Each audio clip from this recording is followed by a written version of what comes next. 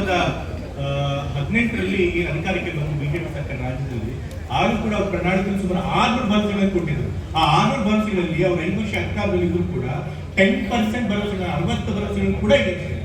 ಹಾಗಾಗಿ ಬರೀ ಸುಳ್ಳು ಹೇಳ್ತಾರೆ, ಕೊಟ್ಟ ಮಾತಂತೆ ಯಾವತ್ತೂ ಕೂಡ ಇವ್ರು ನಡ್ಕೊಳ್ತಾರೆ. ಹೋಗ್ಲಿ, ಇವರಂತ ಪ್ರಣಾಳಿಕೆಯಲ್ಲಿ ಕೊಟ್ಟು ಭರವಸೆಗಳನ್ನು ಕೊಟ್ಟಿದ್ರು, ಅದನ್ನು ಕೂಡ ಇವರು ಹೇಳಿಸಿಲ್ಲ. ಹೋಗ್ಲಿ, ಅಟ್ಲೀಸ್ಟ್ ಜನರ ಬದುಕು ಏನಾದರೂ ಸ್ವಲ್ಪವಾಗಿ ಉತ್ತಮವಾಗಿದೆ, ಜನ ಏನಾದರೂ ತಮ್ಮ ಬದುಕಿನ ಮಟ್ಟನ ಸುಧಾರಿಸ್ಕೊಂಡಿದ್ದಾರೆ ಅಂತಂದ್ರೆ ಅದು ಇಲ್ಲ. ಇವತ್ತೇನಾಗೋಗಿದೆ ಅಂತಂದ್ರೆ ಮೋದಿ ಸರ್ಕಾರದಲ್ಲಿ ಜನಸಾಮಾನ್ಯರು ಮತ್ತೆ ಬಡವರು ಬದುಕೋದು ಬಹಳ ಕಷ್ಟ ಆಗೋಗಿದೆ, ದುಸ್ತರ ಆಗೋಗಿದೆ. ಯಾಕೆ ಅಂತಂದ್ರೆ ಎಲ್ಲರ ಬೆಲೆ ಏರಿಕೆ ಆಗಿದೆ. ಪೆಟ್ರೋಲು, ಡೀಸೆಲ್, ಗ್ಯಾಸ್ ಸಿಲಿಂಡರ್, ದಿನಬಳಕೆ ವಸ್ತುಗಳು ಎಲ್ಲ ಜಾಸ್ತಿ ಆಗಿದೆ. ಯಾಕಪ್ಪ ಹೀಗಾಗಿದೆ ಅಂತಂದ್ರೆ ಯಾವಾಗಲೂ ಕೂಡ ನಮ್ಮ ದೇಶದಲ್ಲಿ ನಾವು ಏನ್ ಮಾಡ್ತಾ ಇದ್ದೀವಿ, ಶ್ರೀಮಂತರ ಮೇಲೆ ತೆರಿಗೆ ಹಾಕಿ ಅವರಿಂದ ಹಣ ತೆಗೆದುಕೊಂಡು ಅದನ್ನ ಬಡವರಿಗೆ ಕೊಡ್ತಾ ಇದ್ದೀವಿ. ಆದ್ರೆ ಇವ್ರು ಬಂದಾಗ ಉಲ್ಟಾ ಆಗೋದಿದೆ. ಇವತ್ತೇನಾಗಿದೆ ಅಂತಂದ್ರೆ ಶ್ರೀಮಂತರ ಮೇಲೆ ಹಾಕುವಂತ ತೆರಿಗೆ, ಕಾರ್ಪೊರೇಟ್ ಟ್ಯಾಕ್ಸ್ ಅನ್ನ ಇವ್ರು 10% ಕಮ್ಮಿ ಮಾಡಿದ್ದಾರೆ. ಅದೇ ಬಡವರು ಜನಸಾಮಾನ್ಯರು ಕಟ್ಟುವಂತ ಟ್ಯಾಕ್ಸ್ ಇದೆಯಲ್ಲ, GST ಟ್ಯಾಕ್ಸ್ ನ ಅದನ್ನ ಜಾಸ್ತಿ ಮಾಡ್ತಾರೆ. ಇವತ್ತು ಯಾವತ್ತೂ ದೇಶದಲ್ಲಿ ಈ ರೀತಿ ಆಗಿಲ್ಲ. ಇವತ್ತು ಇವರು ಬಡವರಿಂದ ಕಿತ್ಕೊಂಡು ಹಣನ ಶ್ರೀಮಂತರ ಜೇಬಿಗೆ ತುಂಬ್ತಾರೆ. ಮತ್ತೆ ನಾವು ರೈತರ ಸಾಲ ಮನ್ನಾ ಮಾಡಿ ಅಂತಂದ್ರೆ ಅದನ್ನ ತಪ್ಪು, ಅದೆಲ್ಲ ಮಾಡಿದ್ರೆ ಆರ್ಥಿಕ ಸ್ಥಿತಿ ಹಾಳಾಗುತ್ತೆ ಅಂತ ಹೇಳಿ ಯಾವತ್ತೂ ಕೂಡ ರೈತರ ಸಾಲ ಮನ್ನಾ ಮಾಡಬಾರ್ದು ಅಂತ ಹೇಳಿ ನಮ್ಮ ಸಂಸದರಾಗಿದ್ದ ತೇಜ್ ಸೂರ್ಯ ಅವರು ಹೇಳಿದ್ರು. ಆದ್ರೆ ಶ್ರೀಮಂತರಿಗೆ ಮಾತ್ರ ಅವ್ರು ಏನ್ ಮಾಡ್ತಾರೆ ಗೊತ್ತಾ, ಶ್ರೀಮಂತರಿಗೆ ಈ 10 ವರ್ಷಗಳಲ್ಲಿ ಸುಮಾರು 25 ಲಕ್ಷ ಕೋಟಿ, ಸ್ವಲ್ಪ ಹಣ ಅಲ್ಲ, 25 ಲಕ್ಷ ಕೋಟಿ ಹಣ ಸಾಲ ಮನ್ನಾ ಮಾಡಿದ್ದಾರೆ, ಬ್ಯಾಂಕ್ಗಳು ರೈಟ್ ಆಫ್ ಮಾಡಿದ್ದಾರೆ. ಸೊ ಶ್ರೀಮಂತರಿಗೆ ಮಾತ್ರ ಇವರು ಏನ್ ಬೇಕಾದ್ರೂ ಕೂಡ ಮಾಡ್ತಾರೆ. ಬಿಜೆಪಿ ಪಕ್ಷ ಅಂದ್ರೆ ಶ್ರೀಮಂತರ ಪಕ್ಷ, ಅದು ಏನಿದ್ರು ಕೂಡ ಶ್ರೀಮಂತರ ಜೀವನ ತುಂಬಿಸುವಂತ ಪಕ್ಷ. ಅದು ಯಾವತ್ತಿದ್ರೂ ಕೂಡ ಬಂಡವಾಳಶಾಹಿಗಳು, ಉದ್ಯಮದಾರ ಪರವಾಗಿರುವಂತ ಪಕ್ಷ, ಯಾವತ್ತೂ ಜನಸಾಮಾನ್ಯತೆ ಬಡವರ ಪರವಾಗಿ ಇರೋದಿಲ್ಲ. ಮತ್ತೆ ಇವತ್ತು ಏನಾಗಿದೆ ಅಂತಂದ್ರೆ ಈ ದೇಶದಲ್ಲಿ ಮೋದಿ ಸರ್ಕಾರ ಬಂದ ಮೇಲೆ ಬಡವರಾಗ್ತಾ ಇದ್ದಾರೆ, ಶ್ರೀಮಂತರಾಗ್ತಾರೆ. ಶ್ರೀಮಂತರು ಮತ್ತೆ ಬಡವರ ಮಧ್ಯೆ ಇರುವಂತ ಅಂತರ ಜಾಸ್ತಿ ಆಗುವುದು. ಒಂದು ಅಂತಾರಾಷ್ಟ್ರೀಯ ಸಂಸ್ಥೆ ಆಕ್ಸ್ಫಾಮ್ ಸಂಸ್ಥೆ ಅಂತಿದೆ.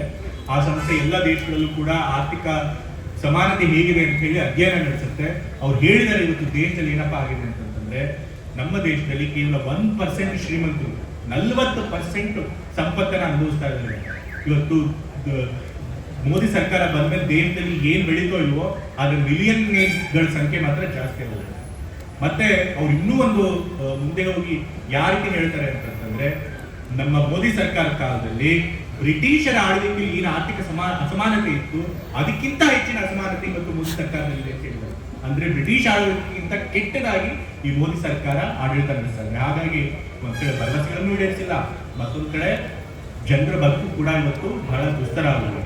ಮತ್ತೊಂದು ಕಡೆ ಹೋಗ್ಲಿ ಏನೋ ಬಡವರು ಹೊಟ್ಟೆ ಹೊರಕೋತಾರೆ, ಕಷ್ಟಪಟ್ಟು ಜೀವನ ನಡೆಸ್ಕೊಳ್ತಾರೆ ಅಂತಂದ್ರೆ ಅವ್ರನ್ನ ನೆಮ್ಮದಿಯಾಗಿರೋಕ್ಕೂ ಕೂಡ ಗೊತ್ತಿಲ್ಲ. ಇವತ್ತು ಮೋದಿ ಅವರು ಬಿಜೆಪಿ ಪಕ್ಷದ ಕೆಲಸ ಏನಪ್ಪಾ ಅಂತಂದ್ರೆ ಎಲ್ಲಿ ಜನರು ತಮ್ಮ ವೈಫಲ್ಯಗಳನ್ನ ಪ್ರಶ್ನೆ ಮಾಡ್ತಾರೆ, ತಮ್ಮ ನ್ಯೂನತೆಗಳನ್ನ ಪ್ರಶ್ನೆ ಮಾಡ್ತಾರೆ ಅಂತ ಹೇಳಿದ್ರಿ ಜನರ ಗಮನ ಬೇರೆ ಕಡೆ ಸರಿಯಾದ ಕೆಲಸ ಮಾಡ್ತಾರೆ. ಯಾವಾಗಲೂ ಕೂಡ ಚುನಾವಣೆಯಲ್ಲಿ ಯಾವ ಸಮಸ್ಯೆಗಳು ಚರ್ಚೆ ಆಗಬೇಕು, ಜನರ ಬದುಕಿಗೆ ಸಂಬಂಧಪಟ್ಟಂತ ಸಮಸ್ಯೆಗಳು ಚರ್ಚೆ ಆಗಬೇಕು. ಅದು ಶಿಕ್ಷಣ ಇರ್ಬೋದು, ಮಕ್ಕಳು ಶಿಕ್ಷಣ ಕೊಡುವಂಥದ್ದಿರ್ಬೋದು, ಉದ್ಯೋಗ ಸೃಷ್ಟಿ ಮಾಡುವಂಥದ್ದಿರ್ಬೋದು, ಹಸಿವಿನ ನೀಗಿಸುವಂತ ಕೆಲಸ ಇರಬಹುದು, ಇನ್ಫ್ರಾಸ್ಟ್ರಕ್ಚರ್ ಮಾಡುವಂತ ಕೆಲಸ ಇರಬಹುದು, ಬಂಡವಾಳ ಹೂಡಿಕೆ ತರುವಂತ ಕೆಲಸ ಇರಬಹುದು, ಅಥವಾ ನಮ್ಮ ವಿದೇಶಿ ನೀತಿ ಹೇಗಿರುತ್ತೆ, ಬೇರೆ ರಾಷ್ಟ್ರಗಳ ಸಂಬಂಧ ಸುಧಾರಿಸೋದು ಹೇಗಿರುತ್ತೆ ಅದ್ರ ಬಗ್ಗೆ ಇರಬಹುದು. ಆದ್ರೆ ಇವರು ಅದ್ರ ಬಗ್ಗೆ ಮಾತನಾಡ್ತಾರೆ. ಇವ್ರು ಮಾತನಾಡೋದು ಯಾವ್ದು ಏನು, ಬರೀ ಧರ್ಮಗಳ ಬಗ್ಗೆ ಮಾತನಾಡ್ತಾರೆ, ಕೋಮು ದ್ವೇಷ ಮಾಡ್ತಾರೆ, ಸಮಾಜದಲ್ಲಿರುವಂತಹ ಶಾಂತಿ ಸೌಹಾರ್ದತೆಯನ್ನ ಹಾಳುಗೆಡುತ್ತಾರೆ. ಹಾಗಾಗಿ ಸಮಾಜ ಕೂಡ ನೆಮ್ಮದಿಯಾಗಿರೋದಕ್ಕೆ ಈ ಬಿಜೆಪಿ ಸಿದ್ಧಾಂತ ಬಿಡೋದಿಲ್ಲ. ಮತ್ತೆ ಬಿಜೆಪಿ ಅಧಿಕಾರಕ್ಕೆ ಬಂದ ಮೇಲೆ ಏನಾಗಿದೆ ಅಂತ ದಿನೇ ದಿನೇ ಪ್ರಜಾಪ್ರಭುತ್ವ ದಿನೇ ದಿನೇ ಕ್ಷೀಣಿಸ್ತಾ ಇದೆ, ದಿನೇ ದಿನೇ ನಾಶ ಆಗ್ತಾ ಇದೆ. ಇವತ್ತು ಪ್ರಜಾಪ್ರಭುತ್ವ ಅನ್ನೋದು ಇಲ್ಲ. ಈ ಮೋದಿ ಸರ್ಕಾರದ ವಿರುದ್ಧ ಯಾರಾದ್ರೂ ಮಾತನಾಡಿದ್ರೆ ಅವರ ದನಿಯನ್ನ ಅಡಗಿಸಲಾಗುತ್ತೆ. ಅದು ವಿದ್ಯಾರ್ಥಿ ನಾಯಕರುಗಳಿರ್ಬೋದು, ಅಥವಾ ದಲಿತ ಹೋರಾಟಗಾರರಿರ್ಬೋದು, ಪ್ರಗತಿಪರ ಚಳವಳಿಗಾರರಿರ್ಬೋದು, ರೈತರಿರ್ಬೋದು, ಕಾರ್ಮಿಕರಿರ್ಬೋದು, ಯಾರು ಕೂಡ ಮೋದಿ ಸರ್ಕಾರ ವಿರುದ್ಧ ಮಾತನಾಡಿದ್ರು ಅವ್ರ ವಿರುದ್ಧ ಮಾತನಾಡಿದ್ರೆ ಸಾಕು ಅವ್ರ ಮೇಲೆ ಕೇಸ್ಗಳನ್ನು ಜಡಿಸ್ತಾರೆ. ಅಥವಾ ಅವ್ರ ಸರ್ಕಾರಿ ಅಂಗಸಂಸ್ಥೆಗಳಾದಂತಹ CBI, ED, IT ಕೆಲಸ ಸಂದರ್ಭಗಳಲ್ಲಿ ಕೋರ್ಟ್ ಕೂಡ ಅವ್ರ ಪರವಾಗಿ ಬಿಜೆಪಿ ಏಜೆಂಟ್ಗಳ ತರ ಕೆಲಸ ಮಾಡೋಂಗೆ ಆಗೋಗ್ಬಿಡಿದೆ. ಇವತ್ತು ಯಾವ್ದಾದ್ರು ಮಾಧ್ಯಮಗಳಲ್ಲಿ ಮೋದಿ ವಿರುದ್ಧ ಮಾತಾಡೋದು ನೀವು ನೋಡಿದ್ದೀರಾ? ಯಾವ್ದಾದ್ರು ಒಂದು ಮಾಧ್ಯಮ ಸಂಸ್ಥೆ, ಕೆಲವು ಮಾಧ್ಯಮ ಸಂಸ್ಥೆಗಳು ಇದ್ದು ಮಾತನಾಡ್ತಿದ್ರು, ಸ್ವತಂತ್ರವಾದಂತಹ ಮಾಧ್ಯಮ ಸಂಸ್ಥೆಗಳು ಮಾತನಾಡ್ತಿದ್ರು. ಅಂತ ಮಾಧ್ಯಮ ಸಂಸ್ಥೆಗಳನ್ನೆಲ್ಲ ಮುಚ್ಚಾಕ್ತಿದ್ದಾರೆ. ಒಂದು ಆದ್ಮೇಲೆ IT ಅಥವಾ ED ಅಥವಾ IT ರೇಡ್ ಮಾಡಿಸ್ತಾರೆ. ಇಲ್ಲ ಅಂತಂದ್ರೆ ಆ ಸಂಸ್ಥೆನ ತಮ್ಮ ಶ್ರೀಮಂತ ಸ್ನೇಹಿತರ ಮೂಲಕ ಅದನ್ನ ಖರೀದಿನೇ ಮಾಡ್ತಾರೆ. NDTV ಅಂತಿತ್ತು, ಅದು ಯಾವಾಗಲೂ ಕೂಡ ಬಿಜೆಪಿ ಸರ್ಕಾರದ ಏನು ತಪ್ಪುಗಳಿರ್ತವೆ ಅದನ್ನು ತೋರಿಸ್ತಾ ಇದ್ರು. ಆ NDTV ಸಂಸ್ಥೆನೇ ಇವರು ಖರೀದಿ ಮಾಡ್ಬಿಟ್ಟು ಅದಾಗಿ. ಸೊ ಈ ರೀತಿ ಎಲ್ಲ ಸ್ವತಂತ್ರವಾದಂಥ ದನಿಗಳನ್ನ ಇವರು ಅಡಗಿಸ್ತಾ ಇದ್ದಾರೆ. ಇವತ್ತು ನೀವು ನೋಡಿದ್ರೆ ಫ್ರೀಡಮ್ ಆಫ್ ಪ್ರೆಸ್ ಇಂಡೆಕ್ಸ್ ಅಂತ ಹೇಳಿ ಪ್ರಪಂಚದಲ್ಲಿ ಯಾವ್ಯಾವ ದೇಶದಲ್ಲಿ ಮಾಧ್ಯಮ ಎಷ್ಟು ಮುಕ್ತವಾಗಿದೆ ಅನ್ನೋದನ್ನ ಒಂದು ರ್ಯಾಂಕಿಂಗ್ ಮಾಡ್ತಾರೆ. ಅದರೊಳಗೆ ಭಾರತ ರ್ಯಾಂಕಿಂಗು ಕೆಳಗೆ ಬಿದ್ದೋಗಿದೆ. ಸೊ ಹಾಗಾಗಿ ಮೋದಿ ಸರ್ಕಾರದಲ್ಲಿ ಪ್ರಜಾಪ್ರಭುತ್ವ ಕೂಡ ದಿನೇ ದಿನೇ ನಾಶ ಆಗ್ತದೆ. ಮತ್ತೆ ಅದಕ್ಕೂ ಕೂಡ ಎಷ್ಟೊಂದು ವರದಿಗಳು ಹೇಳ್ತಾ ಇದ್ದಾರೆ ನಮ್ಮ ದೇಶದಲ್ಲಿ ಪ್ರಜಾಪ್ರಭುತ್ವ ಹಾಳಾಗ್ತದೆ ಅಂತ ಹೇಳಿ. ಒಂದು ಫ್ರೀಡಮ್ ಆಫ್ ವರ್ಲ್ಡ್ ಅಂತ ಹೇಳಿ ಅಮೆರಿಕನ್ ಸಂಸ್ಥೆ ಅದು ಕೂಡ ಒಂದು ಅಧ್ಯಯನ ನಡೆಸಿದೆ. ನಮ್ಮ ದೇಶದಲ್ಲಿ ಇವತ್ತು ಸಂಪೂರ್ಣವಾದಂತಹ ಸ್ವಾತಂತ್ರ್ಯ ಇಲ್ಲ, ಕೇವಲ ಭಾಗಶಃ ಸ್ವಾತಂತ್ರ್ಯ ಇದೆ ಅಂತ ಹೇಳಿ. ಅದೇ ರೀತಿ ಸ್ವಿಟ್ಜರ್ಲ್ಯಾಂಡ್ ಒಂದು ಸಂಸ್ಥೆ ವೀಡನ್ ಅಂತ ಹೇಳಿ ಅದು ಕೂಡ ಒಂದು ಸಮೀಕ್ಷೆ ನಡೆಸಿ ಭಾರತದಲ್ಲಿ ಪ್ರಜಾಪ್ರಭುತ್ವ ಇಲ್ಲ, ಈಗಿರುವಂತದ್ದು ಚುನಾಯಿತ ನಿರಂಕುಶತ್ವ ಅಂತ ಹೇಳಿದೆ. ಅಂದ್ರೆ ಎಲೆಕ್ಟ್ರಲ್ ಆಟೋಕ್ರಸಿ ಇದೆ ಅಂತ ಹೇಳಿದೆ. ಅಂದ್ರೆ ಚುನಾವಣೆಗಳು ನಡೀತಾ ಇದೆ, ಜನರು ಆಯ್ಕೆ ಮಾಡ್ತಿರೋ ಪ್ರತಿನಿಧಿಗಳನ್ನ, ಆದ್ರೆ ಜನರು ಮತ್ತೆ ಹಕ್ಕು ಸ್ವಾತಂತ್ರ್ಯಗಳು ಸಂಪೂರ್ಣವಾಗಿಲ್ಲ, ಅದು ನಿಧಾನವಾಗಿ ಕ್ಷೀಣಿಸಿದೆ ಅಂತ ಹೇಳಿ ಎಲ್ಲ ಸಂಸ್ಥೆಗಳು ಕೂಡ ಹೇಳ್ತಾರೆ. ಹಾಗಾಗಿ ಮೋದಿ ಸರ್ಕಾರ ಬಂದ ಮೇಲೆ ನಮ್ಮ ದೇಶದ ಪ್ರಜಾಪ್ರಭುತ್ವ ಅನ್ನೋದು ಹಾಳಾಗ್ತಾ ಹೋಗ್ತಾರೆ. ಮತ್ತೆ ಈ ಬಿಜೆಪಿ ಪಕ್ಷ ಏನು ಕುತ್ಕೊಂಡಿದೆ ಅಂತಂದ್ರೆ ಅದೊಂದು ರಾಜಕೀಯ ಮುಖವಾಡ ಇರುತ್ತೆ. ಆ ಮುಖವಾಡ ಹಿಂದೆ ನಿಜವಾದ ಮುಖ ಯಾವ್ದಪ್ಪ ಅಂತಂದ್ರೆ ಆರ್ ಎಸ್ ಎಸ್ ಏನಪ್ಪಾ ಅಂತಂದ್ರೆ ಒಂದು ಸನಾತನ ವ್ಯವಸ್ಥೆ ಏನಿತ್ತು ಅದನ್ನ ತರಬೇಕು. 1925 ಇದೇ ಒಂದು ಉದ್ದೇಶಕ್ಕೋಸ್ಕರ ಕೆಲಸ ಮಾಡ್ಕೊಂಡು ಬರ್ತಾ ಇದ್ದಾರೆ. ಅವ್ರ ಉದ್ದೇಶ ಏನಪ್ಪಾ ಅಂತಂದ್ರೆ ಏನು ಸಮಾನತೆ ನಾವು ಸಂವಿಧಾನದ ಮೂಲಕ ಅಂಬೇಡ್ಕರ್ ಅವರು ಕೊಟ್ಟಿರುವಂತ ಸಂವಿಧಾನದ ಮೂಲಕ ಪಡ್ಕೊಂಡಿದ್ದೀವಿ, ಆ ಸಮಾನತೆ ಹೋಗ್ಲಾಡಿಸ್ಬೇಕು. ಕೆಲವು ವರ್ಗದವರು ಮಾತ್ರ ಏನು ಅಧಿಕಾರ, ಸಂಪತ್ತು ಮತ್ತೆ ವಿದ್ಯೆನ ಕೊಡ್ತಾ ಇದ್ರು ಅದೇ ವ್ಯವಸ್ಥೆ ತರಬೇಕು. ಬಹುಸಂಖ್ಯಾತ ಜನರು ಕೆಳಗಡೆ ಅಡಿಯಾಳಾಗಿರ್ಬೇಕು, ಗುಲಾಮರಾಗಿರ್ಬೇಕು ಅನ್ನೋ ಒಂದು ಮನಸ್ಥಿತಿ ಇರುವಂತವರು, ಮನುವಾದಿಸಿದ ಮನಸ್ಥಿತಿ ಇರುವಂತವರು, ಅದೇ ವ್ಯವಸ್ಥೆ ತರಬೇಕು ಅಂತ ಹೇಳಿ ಇವರು ಇವತ್ತು ಪ್ರಯತ್ನ ಪಡ್ತಾರೆ. ಇವತ್ತು ಮೋದಿ ಅವರು ಹೇಳ್ತಾರೆ ನಾವು ಈ ಚುನಾವಣೆಯಲ್ಲಿ ಹೇಗಾದ್ರೂ ಮಾಡಿ ವಿರೋಧ ಪಕ್ಷದವ್ರನ್ನ ಜೈಲಿಗಟ್ಟಾದ್ರೂ ಪರವಾಗಿಲ್ಲ, ಸಿಟ್ಟಿಂಗ್ ಸಿಎಂ ಇಬ್ಬರನ್ನ ಜಾರ್ಖಂಡ್ ಮತ್ತೆ ಡೆಲ್ಲಿ ಸಿಎಂ ಗಳನ್ನ ಜೈಲಿಗೆ ಕಳಿಸಿದ್ದಾರೆ. ಅದು ಸುಳ್ಳು ಕೇಸ್ಗಳಾಗ್ತದೆ. ಯಾವ ಸ್ವತಂತ್ರ ರಾಜ್ಯದಲ್ಲೂ ಈ ರೀತಿ ಚುನಾವಣೆ ಸಮಯದಲ್ಲಿ ಈ ರೀತಿ ಸಿಟ್ಟಿಂಗ್ ಸಿಎಂ ಗಳನ್ನ ಜೈಲಿಗೆ ಕಳಿಸಿರುವಂತ ಉದಾಹರಣೆ. ಇವತ್ತು ಮೇಜರ್ ಪ್ರತಿಪಕ್ಷ ಅಂದ್ರೆ ನಮ್ಮ ಕಾಂಗ್ರೆಸ್ ಪಕ್ಷದ ಮೇಲೆ ಏನಾಗಿದ್ದಾರೆ, 1800 ಕೋಟಿಗೂ ಹೆಚ್ಚು ಇನ್ಕಮ್ ಟ್ಯಾಕ್ಸ್ ದಂಡ ಹಾಕಿದ್ರೆ. ಅದು ಚುನಾವಣೆ ಸಮಯದಲ್ಲಿ ಪ್ರತಿಪಕ್ಷಗಳ ಬ್ಯಾಂಕ್ ಅಕೌಂಟ್ಗಳನ್ನೇ ಫ್ರೀಸ್ ಮಾಡ್ತಾರೆ. ಯಾವ್ದಾದ್ರು ದೇಶದಲ್ಲಿ ಈ ರೀತಿ ಆಗಕ್ಕೆ ಸಾಧ್ಯ ಆಗುತ್ತಾ? ಇದನ್ನು ಫೇರ್ ಎಲೆಕ್ಷನ್ಸ್ ಅಂತ ಕರೆಯಕ್ಕಾಗುತ್ತಾ?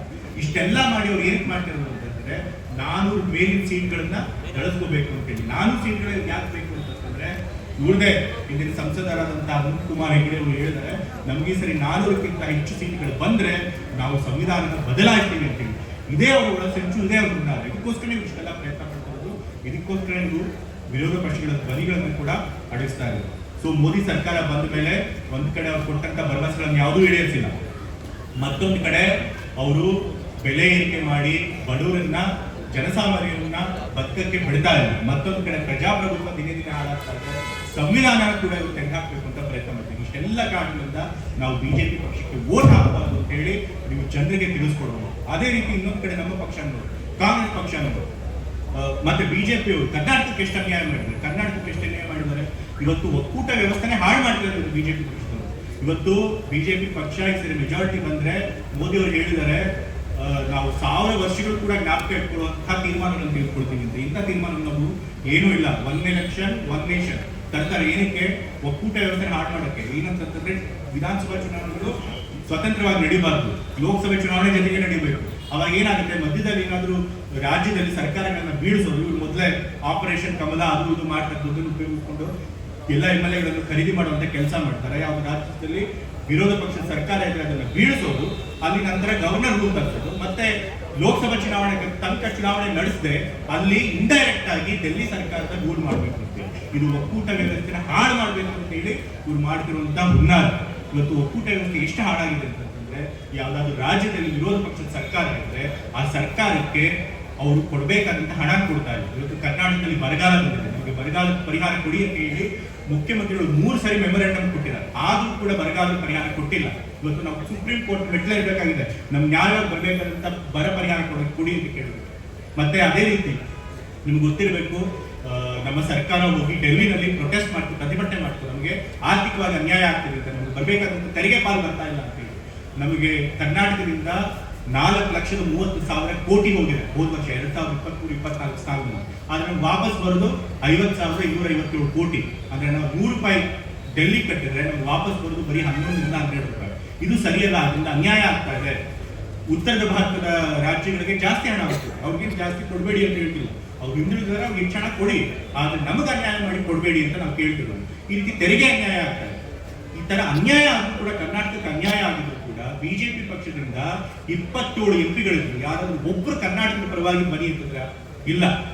ಹಿಂದೆ ರಾಜರ ಕಾಲದಲ್ಲಿ ಒಂದೇ ಮಾಗದರು ಅಂತ ಇರ್ತಿದ್ರು, ಅಂದ್ರೆ ರಾಜನ ಹೊಗಳಕ್ಕೆ ಒಂದಿಷ್ಟು ಜನ ಭಟ್ಟಂಗಿಗಳು ಇರ್ತಿದ್ರು. ಇವರು ಕೂಡ ಅಷ್ಟೇ, ಬರೀ ಮೋದಿನ ಹೊಗಳಕ್ಕೆ ಅಷ್ಟೇ ಇರೋದು, ಮೋದಿ ಮುಖ ತೋರಿಸ್ಕೊಂಡು ಗೆಲ್ಲಕ್ಕೆ ಅಷ್ಟೇ ಇರೋದು. ಇವ್ರು ಸ್ವಂತ ಪರಿಶ್ರಮದಿಂದ, ಸ್ವಂತ ಕೆಲಸದಿಂದ ಗೆಲ್ಲುವಂತಹ ಯೋಗ್ಯತೆ ಈ ಎಂಪಿಗಳಿಗೆ, BJP ಎಂಪಿಗಳಿಗಿಲ್ಲ.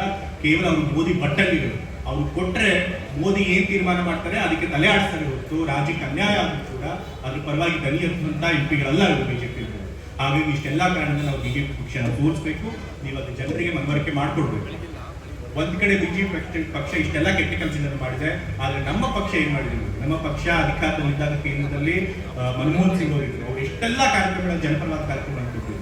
Right to education, right to information act, NREGA ಕಾರ್ಯಕ್ರಮ, ರೈತರ ಸಾಲ ಮನ್ನಾ ಮಾಡುವಂಥದ್ದು, ಫುಡ್ ಸೆಕ್ಯೂರಿಟಿ ಆಕ್ಟ್, ಹೀಗೆ ಎಲ್ಲ ಜನರ ಪರವಾದಂತಹ ಕೆಲಸಗಳು. ಜೊತೆಗೆ ಅವ್ರ ಅಧಿಕಾರದಲ್ಲಿದ್ದಾಗ 27 ಕೋಟಿ ಬಡವರನ್ನ ಬಡತನ ರೇಖೆಯಿಂದ ಮೇಲಿರ್ತಾರೆ. ಆದ್ರೆ ಮೋದಿ ಸರ್ಕಾರ ಬಂದ ಮೇಲೆ ಬಡವರು ಇನ್ನೂ ಬಡವರಾಗಿದ್ದಾರೆ. ಮತ್ತೆ ರಾಜ್ಯದಲ್ಲೂ ಕೂಡ ನಾವು 2013ರಲ್ಲಿ ಅಧಿಕಾರಕ್ಕೆ ಬರೋಕ್ಕಿಂತ ಮುಂಚೆ ಸುಮಾರು 165 ಭರವಸೆಗಳನ್ನು ಕೊಟ್ಟಿದ್ವಿ. ಆ 165 ಭರವಸೆಗಳಲ್ಲಿ 158 ಭರವಸೆಗಳನ್ನು ಈಡೇರಿಸಿದ್ವಿ. ಪ್ರಣಾಳಿಕೆಯಲ್ಲಿ ಇರುವಂತ ಇನ್ನೂ 30 ಹೆಚ್ಚಿನ ಕಾರ್ಯಕ್ರಮಗಳನ್ನು ಕೊಟ್ಟಿದ್ವಿ. ಅದು ನಾವು ಜನರಿಗೆ ಏನು ಭರವಸೆಗಳನ್ನು ಕೊಟ್ಟಿದ್ವಿ, ಏನು ಮಾತು ಕೊಟ್ಟಿದ್ವಿ, ಅದನ್ನು ಈಡೇರಿಸಿಕೊಳ್ಳುವಂತಹ ನುಡಿದಂತೆ ನಡೆದಂತ ಸರ್ಕಾರ ಅಂತ ಹೇಳಿ ನಾವು ಸಾಬೀತು ಮಾಡಿದ್ವಿ. ಈ ಸರಿ ಚುನಾವಣೆಯಲ್ಲೂ ಅಷ್ಟೇ. ಈ ಸರಿ ಚುನಾವಣೆಯಲ್ಲಿ 2023ಕ್ಕಿಂತ ಮುಂಚೆ 5 ದೊಡ್ಡ ಗ್ಯಾರಂಟಿ ಕಾರ್ಯಕ್ರಮಗಳನ್ನ ನಾವು ಘೋಷಣೆ ಮಾಡಿದ್ವಿ. ಅದು ಇಂಥ ಕಾರ್ಯಕ್ರಮಗಳು ವರ್ಷಕ್ಕೆ 55,000 ಕೋಟಿ ಖರ್ಚಾಗುವಂತ ಕಾರ್ಯಕ್ರಮಗಳು. ಇವತ್ತು ನಾವು ಅಧಿಕಾರಕ್ಕೆ ಬಂದಂತ 9 ತಿಂಗಳಲ್ಲಿ ಅಷ್ಟೂ ಕಾರ್ಯಕ್ರಮಗಳನ್ನ ನಾವು ಅನುಷ್ಠಾನಕ್ಕೆ ತಂದು ಮತ್ತೊಮ್ಮೆ ನಾವು ನುಡಿದಂತೆ ನಡೀತೀವಿ ಅಂತ ಹೇಳಿ ತೋರಿಸ್ಕೊಟ್ಟಿದ್ದೀವಿ. ಹಾಗಾಗಿ ಜನರಿಗೆ ನಮ್ಮ ಮೇಲೆ ವಿಶ್ವಾಸ ಇದೆ, ನಂಬಿಕೆ ಇದೆ. ಮತ್ತೆ ಈ ಬಾರಿ ಕೇಂದ್ರದ ನಮ್ಮ ರಾಷ್ಟ್ರೀಯ ಕಾಂಗ್ರೆಸ್ ಕೂಡ ಗ್ಯಾರಂಟಿಗಳನ್ನು ಕೊಟ್ಟಿದೆ. ಸುಮಾರು 10 ಗ್ಯಾರಂಟಿಗಳನ್ನು ಕೊಟ್ಟಿದೆ ಬೇರೆ ಬೇರೆ ಕ್ಷೇತ್ರದಲ್ಲಿ.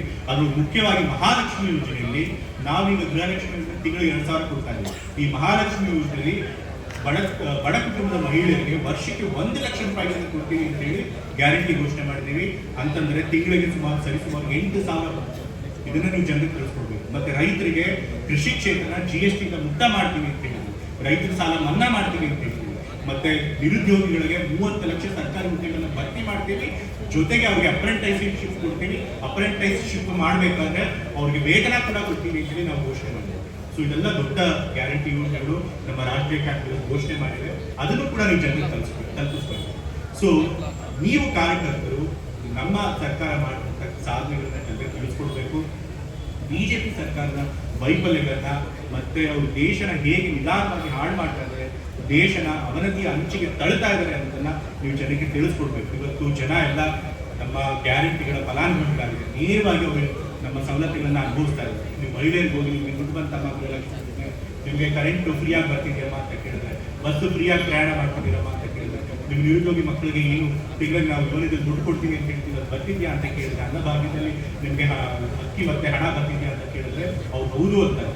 ಸೊ ಅವಾಗ ಇಷ್ಟೆಲ್ಲ ಕೊಡ್ತಿದ್ರು ಕಾಂಗ್ರೆಸ್ ಸರ್ಕಾರ. ಈ ಗ್ಯಾರಂಟಿ ಕಾರ್ಯಕ್ರಮಗಳು ಏನ್ ನಾವು ಮಾಡಿದ್ವಿ, ಅದೇ ರೀತಿ ಬಡವರ ಪರವಾದ ಇನ್ನೂ ಕಾರ್ಯಕ್ರಮಗಳನ್ನ ನಾವು ಮಾಡಬೇಕು ಅಂತಂದ್ರೆ ನಾವು ಮತ್ತೊಮ್ಮೆ ಆಶೀರ್ವಾದ ಮಾಡಬೇಕು ಅಂತ ಹೇಳಿ ನೀವು ಜನರನ್ನ ಕೇಳಬೇಕು, ವೋಟ್ ಹಾಕಿ ಅಂತ ಕೇಳ್ಕೊಡ್ಬೇಕು. ಮತ್ತೆ ಬಿಜೆಪಿ ಸರ್ಕಾರದ ವೈಫಲ್ಯಗಳನ್ನ ಅವ್ರಿಗೆ ಚೆನ್ನಾಗಿ ಅರಿವಾಗುವ ಹಾಕಿ ನೀವು ಅವ್ರಿಗೆ ತಿಳಿಸ್ಕೊಡ್ಬೇಕು. ಖಂಡಿತ ಜನ ವೋಟ್ ಹಾಕ್ತಾರೆ. ಹಾಗಾಗಿ ಮತ್ತೊಮ್ಮೆ ನಮ್ಮ ಕಾರ್ಯಕರ್ತರು ಎಲ್ಲರೂ ನಾವು ಕೇಳ್ಕೊಳ್ಬೇಕು, ದಯವಿಟ್ಟು ಮನೆ ಮನೆಗೆ ಹೋಗಿ ನಿಮ್ಮ ಗ್ರಾಮದ, ನಿಮ್ಮ ಬೀದಿಲಿರುವಂತಹ ಪ್ರತಿಯೊಂದು ಮನೆಗೂ ಕೂಡ ನೀವು ಪ್ರಚಾರಕ್ಕೆ ಹೋಗಿ ನಮ್ಮ ಅಭ್ಯರ್ಥಿ ಪರವಾಗಿ ಪ್ರಚಾರ ಮಾಡಿ, ನಮ್ಮ ಕಾಂಗ್ರೆಸ್ ಪರವಾಗಿ, ಪಕ್ಷದ ಪರವಾಗಿ ಪ್ರಚಾರ ಮಾಡಿ. ಖಂಡಿತ ನಾವು ಅದನ್ನು ಗೆಲ್ತೀವಿ. ಆ ಕೆಲಸ ನೀವೆಲ್ಲ ಮಾಡ್ಕೊಡ್ಬೇಕು ಅಂತ ಹೇಳಿ ನನ್ನ ಕೈ ಮೂಲಕ ಪ್ರಾರ್ಥನೆ ಮಾಡ್ತಾ ಇದ್ದೇನೆ. ಮತ್ತೆ ಕೊಡಗು ಜಿಲ್ಲೆಯಲ್ಲಿ 2 ವಿಧಾನಸಭಾ ಕ್ಷೇತ್ರದಲ್ಲಿ 20 ವರ್ಷಗಳಿಂದ ನಮ್ಮ ಕಾಂಗ್ರೆಸ್ ಗೆಲ್ಲಕ್ಕಾಗಲಿಲ್ಲ. ಆದರೆ ನಮ್ಮ ಇಬ್ಬರು ಯುವ ನಾಯಕರು ಮಂಥನ್ ಗೌಡ್ ಮತ್ತು ಪೊನ್ನಣ್ಣವರು ಇಬ್ಬರು 20 ವರ್ಷಗಳ ನಂತರ ಇಲ್ಲಿ ನಮ್ಮ ಕಾಂಗ್ರೆಸ್ ಧ್ವಜನ ನೆಟ್ಟಿದ್ದಾರೆ. ಕಾಂಗ್ರೆಸ್ ಧ್ವಜ ಇನ್ನೇನು ಆರೋಪಣೆ ಮಾಡ್ತಾರೆ. ಮತ್ತೆ ಅಧಿಕಾರಕ್ಕೆ ಬಂದ ಮೇಲೂ ಕೂಡ ಬಹಳ ಕ್ರಿಯಾಶೀಲವಾಗಿ ಕೆಲಸ ಮಾಡ್ತಿದ್ದಾರೆ. ಇವತ್ತು ಇಷ್ಟೊತ್ತಾದರೂ ಕೂಡ ಜನ ನಮ್ಮ ಮಾತು ಕೇಳ್ತಿದ್ದಾರೆ ಅಂತಂದ್ರೆ ಮಂತರ್ಗೌಡ ಅವರು ಇಲ್ಲಿ ಎಷ್ಟು ಚೆನ್ನಾಗಿ ಕೆಲಸ ಮಾಡ್ತಾರೆ ಅಂತ ಗೊತ್ತಾಗುತ್ತೆ. ನಮ್ಮ ವಿರಾಟ್ಪೇಟೆ ನೋಡಿದ್ರೆ ಅಲ್ಲೂ ಕೂಡ ನಮ್ಮ ಕಾರ್ಯಕರ್ತರು ಎಲ್ಲರೂ ಹೇಳ್ತಾ ಇದ್ರು ಕನ್ನಡ ಬಹಳ ಚೆನ್ನಾಗಿ ಕೆಲಸ ಮಾಡ್ತಿದ್ದಾರೆ ಅಂತ. ಸೊ ಸೊ ಇಬ್ರು ಯುವ ನಾಯಕರು ನಮ್ಮ ಪಕ್ಷದಲ್ಲಿ ಇನ್ನೂ ಬೆಳಿಬೇಕು. ಅವ್ರು ಬೆಳಿಬೇಕು ಅಂತಂತಂದ್ರೆ ಅವರು ಜವಾಬ್ದಾರಿ ತಗೊಂಡಿರುವಂಥ ಈ ಎರಡು ಕ್ಷೇತ್ರಗಳಲ್ಲಿ ನಮ್ಮ ಅಭ್ಯರ್ಥಿಗೆ ಹೆಚ್ಚಿನ ಬಹುಮತ ಬಂದು ಅವ್ರಿಗೆ ಹೆಚ್ಚಿನ ಬಹುಮತ ಬಂದ್ರೆ ಅವ್ರ ಕೈಬಲ ಪಡಿಸ್ದಂಗಾಗುತ್ತೆ. ಅವ್ರ ಪಕ್ಷದಲ್ಲಿ ಇನ್ನೂ ಉನ್ನತ ಸ್ಥಾನಕ್ಕೆ ಹೋಗೋಕ್ಕೆ ಸಾಧ್ಯ ಆಗುತ್ತೆ. ಮತ್ತೆ ಕೊನೆಯದಾಗಿ ನಮ್ಮ ಅಭ್ಯರ್ಥಿ ಲಕ್ಷ್ಮಣ್ ಅವರು ಕೊಡಗು ಮತ್ತೆ ಕೊಡಗು ಜಿಲ್ಲೆಗೆ ಚೆನ್ನಾಗಿ ಗೊತ್ತಿರುವಂಥವ್ರು, ಹಲವಾರು ಜನಪರ ಹೋರಾಟಗಳಲ್ಲಿ ಅವರು ಭಾಗಿಯಾಗಿದ್ದಾರೆ. ಮತ್ತೆ ಸಾಮಾನ್ಯ ಹಿನ್ನೆಲೆಯಿಂದ ಬಂದಂಥವ್ರು. ಇವತ್ತು ಯಾರು ಸಾಮಾನ್ಯ ಜೊತೆ ಬೆರೆತು ಕೆಲಸ ಮಾಡ್ತಾರೆ ಅಂಥವ್ರಿಗೆ ಮಾತ್ರ ಜನರ ನಿಜವಾದ ಸಮಸ್ಯೆಗಳ ಬಗ್ಗೆ ಗೊತ್ತಾಗುತ್ತೆ. ಅವ್ರು ಮಾತ್ರ ಜನರ ಸಮಸ್ಯೆಗಳನ್ನ ಅರ್ಥಕೊಂಡು ಅದಕ್ಕೆ ಸ್ಪಂದಿಸಿ ಸಂಸತ್ನಲ್ಲಿ ಅವ್ರ ಪರವಾಗಿ ಮಾತಾಡೋಕ್ಕೆ ಸಾಧ್ಯ ಆಗುತ್ತೆ. ಜೊತೆಗೆ ಈಗಾಗಲೇ ಶಶಿಧರ್ ಅವರು ಹೇಳಿದಂತೆ ಅವರು ಬಹಳ ವಿದ್ಯಾವಂತರು, ಇಂಜಿನಿಯರಿಂಗ್ ಮಾಡಿದ್ದಾರೆ, MTech ಮಾಡಿದ್ದಾರೆ, PhD ಮಾಡಿದ್ದಾರೆ. ಹಾಗಾಗಿ ಅವ್ರಿಗೆ ಈ ಎಲ್ಲ ಜನರ ಸಮಸ್ಯೆಗಳ ಬಗ್ಗೆ ಅರಿವಿರುತ್ತೆ, ಅದ್ರ ಬಗ್ಗೆ ಜ್ಞಾನ ಇರುತ್ತೆ, ಅದ್ರ ಬಗ್ಗೆ ಚೆನ್ನಾಗಿ ಸಂಶೋಧನೆ ಮಾಡಿ ಅಲ್ಲಿ ಸಂಸತ್ನಲ್ಲಿ ಮಾತನಾಡೋಕ್ಕೆ ಅನುಕೂಲ ಆಗುತ್ತೆ. ಆದರೆ ಯಾರು ರಾಜಮನೆತನದ ಹುಟ್ಟಿ ದಂತಕೂಬರದಲ್ಲಿ ಹೋಗ್ಕೊಂಡು ಇಷ್ಟುವರೆಗೂ ಯಾವುದೇ ಜನರ ಪರವಾಗಿ ಕೆಲಸ ಮಾಡಿ ಈಗ ಸಡನ್ ಆಗಿ ಅವರು ರಾಜು ಅನ್ನೋ ಕಾರಣಕ್ಕೋಸ್ಕರ ಟಿಕೆಟ್ ಪಡ್ಕೊಂಡು ಬಂದವರಿಗೆ ಗೆಲ್ಸಕ್ಕೆ ಹೋದ್ರೆ ಖಂಡಿತ ಅವ್ರು ಜನರ ಪರವಾಗಿ ಕೆಲಸ ಮಾಡೋಕ್ಕೆ ಆಗೋದಿಲ್ಲ. ಜನರನ್ನ ಅವ್ರು ಭೇಟಿ ಮಾಡೋದಕ್ಕೆ ಕಷ್ಟ ಆಗುತ್ತೆ. ಎಷ್ಟೊಂದು ಸರಿ MLA ಭೇಟಿ ಮಾಡೋದೇ ಕಷ್ಟ. MLA ಅಧಿಕಾರಿ ಬಂದಾಗ ರಾಜು ಪ್ಲಸ್ MLA ಆಗೋರು MP ಅಂತ ಹೋದ್ರೆ ಅವರ ಅವರ ಏನು ರಕ್ಷಣಾ ಪಡೆ ಇರುತ್ತೆ ಅದನ್ನು ದಾಟಿ ಒಳಗೋಕೆ ಕಷ್ಟ ಆಗೋಗುತ್ತೆ ಜನರಿಗೆ. ಹಾಗಾಗಿ ನಾವು ಅಭ್ಯರ್ಥಿ ದೃಷ್ಟಿಯಿಂದ ನೋಡಿದ್ರು ಕೂಡ ನಮ್ಮ ಅಭ್ಯರ್ಥಿ ಇಲ್ಲ, ಅವ್ರಿಗಿಂತ ಯೋಗ್ಯ ಇದ್ದಾರೆ. ಜೊತೆಗೆ ನಾವು ಪಕ್ಷದ ದೃಷ್ಟಿಯಿಂದ ನೋಡಿದ್ರು ಕೂಡ ನಮ್ಮ ಪಕ್ಷ BJP ಪಕ್ಷಕ್ಕಿಂತ 1000 ಪಟ್ಟು ಮೇಲಿದೆ, ಜನರ ಪರವಾಗಿ ಕೆಲಸ ಮಾಡುವಂಥ ಪಕ್ಷ ಆಗಿದೆ. ಹಾಗಾಗಿ ಎಲ್ಲ ಕಾರಣಗಳಿಂದ ನಮ್ಮ ಪಕ್ಷದ ಪರವಾಗಿ ಪ್ರಚಾರ ಮಾಡಿ ಅಂತೇಳಿ ಮತ್ತೊಮ್ಮೆ ನಿಮ್ಮಲ್ಲಿ ತಲೆಬಾಗಿ ಪ್ರಾರ್ಥನೆ ಮಾಡಿ ನನ್ನ ಮಾತುಗಳನ್ನು